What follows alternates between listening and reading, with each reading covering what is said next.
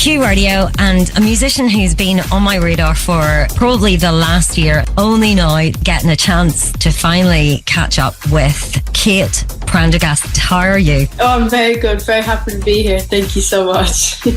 Kate, I got sent your music from your dad. Your dad's your manager, I take it? Yeah, we can use that word.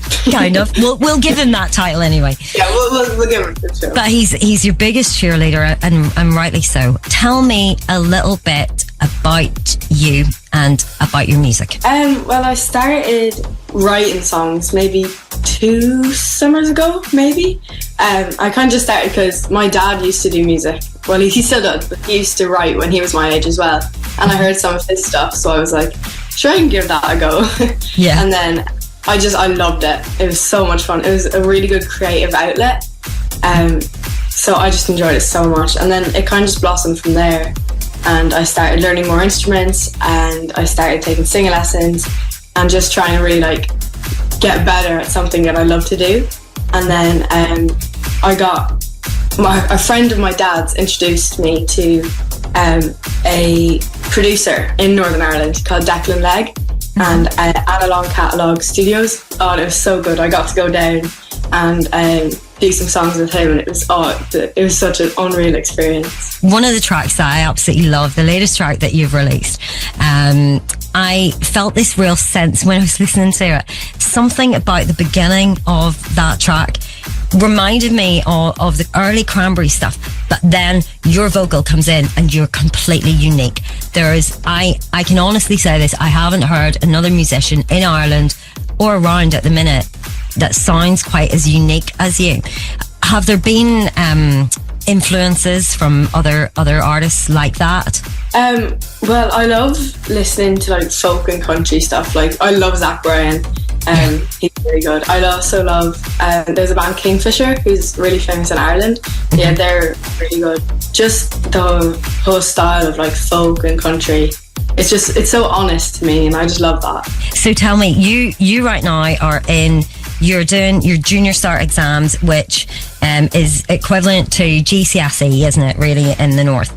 And pretty intensive year. What are the plans for 2025 after exams? After exams, I have my TY year, so it's just a big break. So it stands for a transition year, and it's an optional year between the third year exams and the Leaving Cert, which is kind of 2 years of really intense work.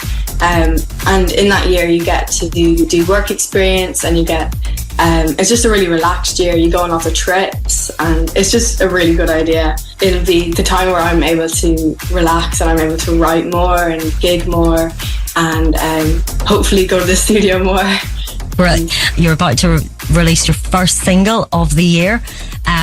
Tell us about that track. It's called Lavender Country. I'm going to be honest, I was really want to write a song because I'd finished writing Undergrowth, which was my last single, and I seen Lavender Country on a candle, and I was like, that's a really good name. Yeah. So I picked up that, and I was like, okay, I'm going to write a song about that. I loved the process of writing that song. It was just so fun.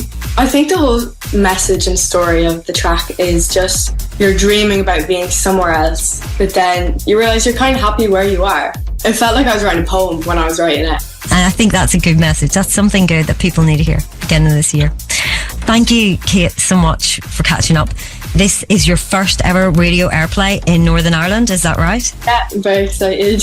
Could you introduce your new single? Hi, I'm Kate Prendergast. This is Lavender Country. Yes, Lavender Country, just insanely talented. Follow Kate on all the socials, share the love. We will definitely be hearing more about her career in the coming years. On the way, music from Kane de Crow.